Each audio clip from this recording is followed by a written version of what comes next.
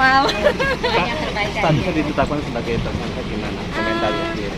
Komentarnya, Mungkin kita dibawa aja kali ya. ntar Terus ya saya bawa sampaikan aja. ya.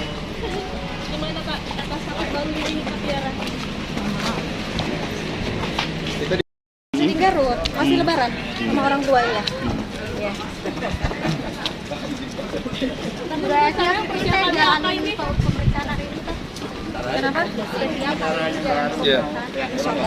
Jadi gini, di sini aja kali ya. Persiapan apa Bang? Ya, Di sini aja dulu. di sini kali. Acara sini aja. Jadi jalan di sini.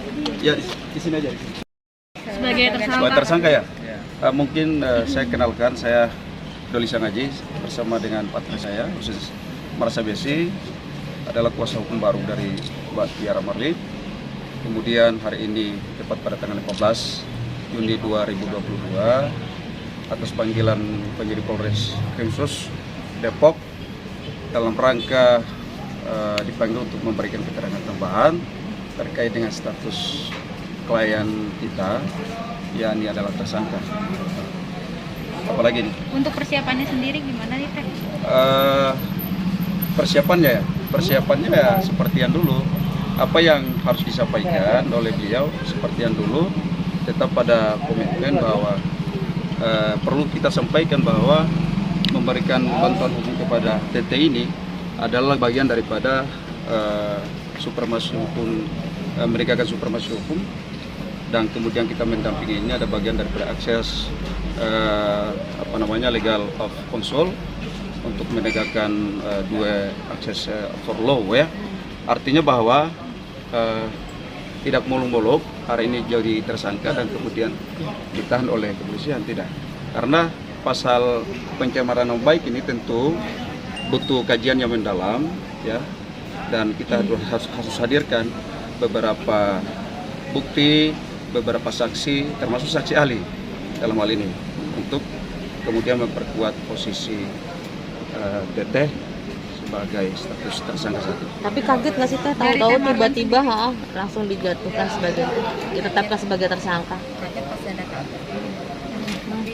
Ya dibikin tenang lah. Iya, harus dibikin tenang, tidak boleh Tenang aja. tegang-tegang ya. Iya. Kita butuh enjoy karena pada dasarnya segala sesuatu, baik itu persoalan penyelesaian hukum pidana ya, kasus apapun itu dia, kita harus mengambil satu langkah, yakni pendekatan restoratif justice, itu yang kita mau. Jadi kalau seandainya hari ini sampaikan juga ya sesuai dengan apa yang disampaikan oleh informasi awal gitu oleh Pak Dodi, dan tidak menutup kemungkinan bahwa ternyata informasi ini sudah juga disampaikan dalam gugatan perwalian saat itu ya. Itu juga keluar dan informasi ini ya udah menyebar luas lah kayak gitu. Bang, peluang damai emang masih ada Bang, mengingat statusnya sekarang sudah dinaikkan jadi tersangka gitu.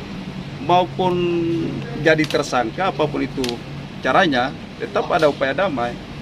Jadi istilahnya penyelesaian sengketa pidana itu ada pendekatan restoratif justice lah ya.